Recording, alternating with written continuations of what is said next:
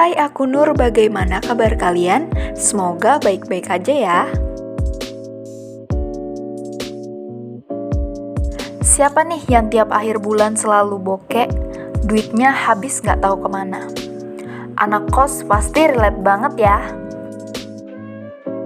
Nah, jadi di video kali ini aku bakal kasih tahu ke kalian bagaimana cara mudah mengatur keuangan.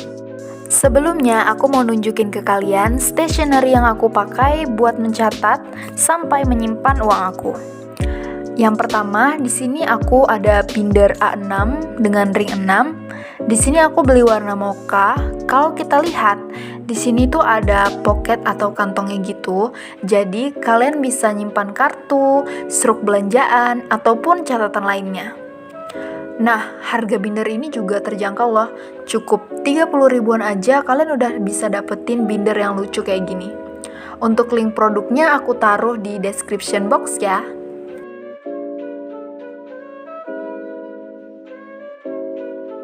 Oke, stationery selanjutnya ada zipper bag binder A6 dengan ring 6. Zippernya ini berbahan PVC transparan, jadi kelihatan estetik gitu. Nah, kemudian zipper ini bakal aku gunain untuk nyimpan uangnya nanti. Kalian bisa beli zipper ini di Shopee dengan harga yang cukup murah, hanya dengan 5.000 per pieces. Untuk linknya aku taruh di description box ya. Oke, next ada refill kertas binder A6 dengan ring 6. Di sini aku pesan yang grid.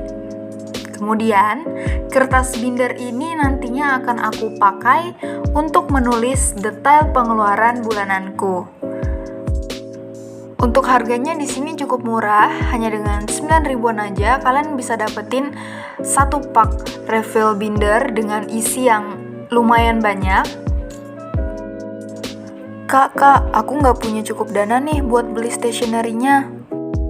Eits, tenang ya guys, kalian bisa pakai tempat penyimpanan apa aja kok. Dulu waktu aku SMA, aku juga nyimpan uangnya di amplop gitu.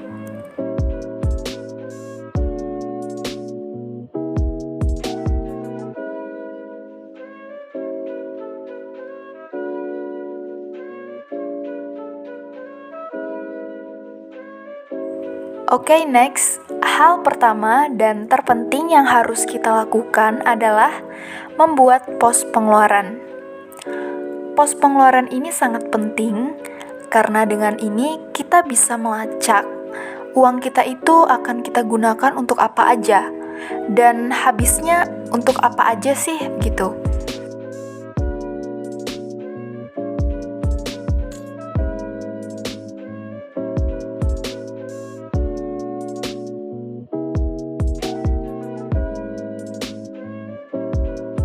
Nah, di sini aku kelompokkan jadi 3 bagian. Ada tabungan, fixed cost, dan juga variable cost. Sebelumnya di sini aku kasih judul dulu. Jadi judulnya adalah monthly budget 10. Kenapa harus angka 10? Karena 10 mengindikasikan bahwa budget planning yang aku buat ini ditujukan untuk bulan 10 atau Oktober gitu. Jadi nanti untuk bulan-bulan selanjutnya aku bakal nulis judul monthly budget 11, 12, dan seterusnya. Oke, di sini aku udah mulai nulis pos pertama. Jadi pos pertama itu adalah tabungan. Kenapa sih tabungan harus dipertamakan atau didulukan? Karena kalau kita taruh tabungan di pos terakhir, ditakutkan duitnya udah habis duluan buat pos-pos yang lain. Nanti malah nggak jadi nabung deh. Selanjutnya ada fixed cost. Jadi fixed cost ini adalah biaya-biaya yang pengeluaran per bulannya itu tetap. Contohnya seperti uang kos, uang UKT, dan sebagainya. Next ada variable cost. Jadi variable cost itu adalah biaya tidak tetap yang kita keluarkan per bulan. Contohnya seperti uang makan, skincare, dan lain-lain. Oh iya, jangan lupa untuk menulis living cost atau biaya hidup yang kamu miliki agar memudahkan pembagian uang ke dalam pos-pos tadi.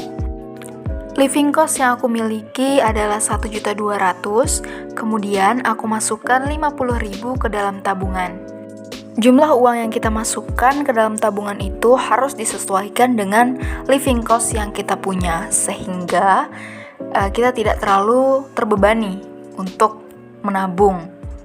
Selanjutnya di bagian fixed cost, di sini aku menuliskan 2 pos. Pos yang pertama itu adalah uang kos. Kemudian pos yang kedua itu adalah uang kas. Uang kas di sini adalah uang kas kelas.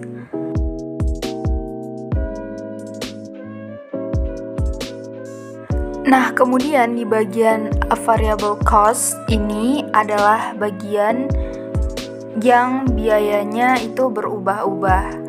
Di sini aku masukkan pos grocery, itu adalah bahan-bahan makanan dan sebagainya. Kemudian juga aku masukkan pos keperluan kuliah. Kemudian kita jumlahkan keseluruhannya. Nah, di sini total pos yang aku keluarkan itu adalah sekitar 1.150.000. Nah, sisa 50.000 ini akan aku masukkan ke bagian ekstra. Jadi bagian ekstra ini adalah sisa uang yang bisa bebas aku gunakan. Terserah mau pakai beli apa gitu.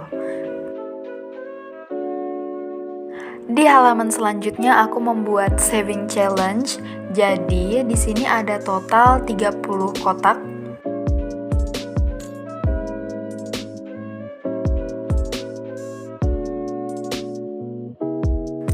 Saving challenge ini mempunyai konsep yang mirip dengan tabungan yang tadi. Bedanya, kalau di pos tabungan, kita tidak memiliki target uang yang akan kita masukkan ke dalam pos tersebut. Nah, kalau di saving challenge ini, aku memasukkan target, yaitu Rp100.000. Uang yang aku masukkan ke dalam saving challenge pun bukan uang yang besar, tetapi seperti uang koin ataupun uang kertas 1.000-2.000. Nah, kan biasanya kalau kita belanja tuh ada uang kembaliannya tuh, ada uang asulnya. Kemudian biasanya aku mendapat uang koin gitu, entah uang 500 atau uang 1.000. Daripada memberatkan kantong, akan lebih baik kalau uangnya aku jadikan challenge gitu, seperti saving challenge ini.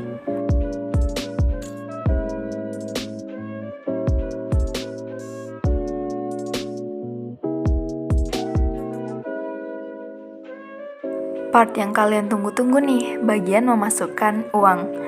Nah, di sini aku ada 6 zipper dan akan aku gunakan sesuai dengan pos-pos yang telah aku tulis tadi. Mulai dari tabungan, uang kos, uang kas, grocery, uang perlengkapan kuliah, dan juga ekstra.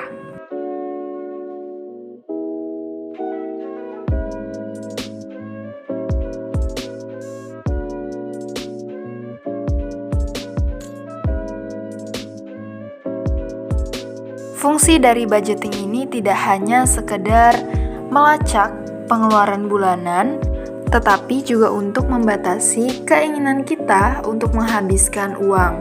Contohnya saja, di sini aku membatasi pos groceryku pada angka 200.000. Nah, dari situ aku akan mulai termotivasi untuk terus berhemat dan gak bandel buat comot-comot uang di pos lain, sehingga di akhir bulan nanti kita masih mempunyai uang simpanan. Jadi uang kita tuh nggak benar-benar habis gitu.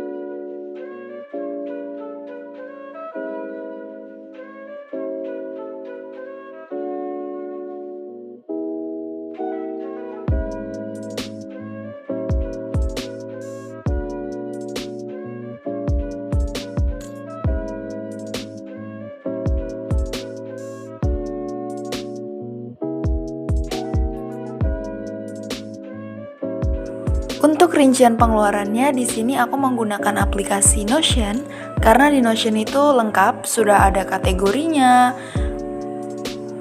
tanggalnya, dan juga jumlahnya.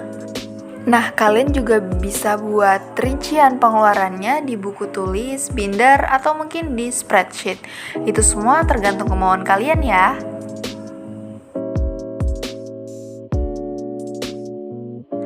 Kemudian, uang yang terkumpul dari saving challenge sendiri nantinya akan aku gunakan untuk dana darurat.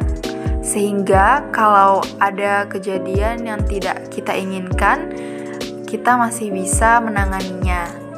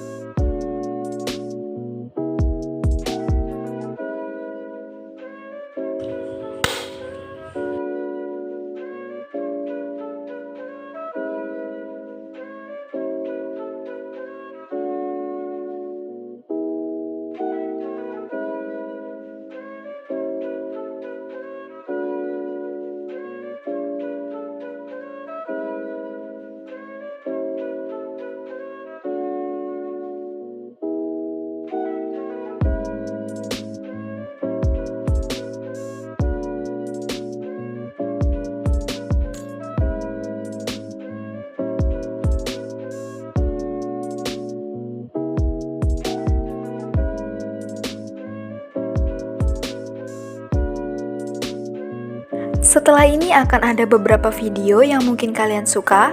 Jangan lupa ditonton ya. Semoga bermanfaat. Thank you and bye-bye.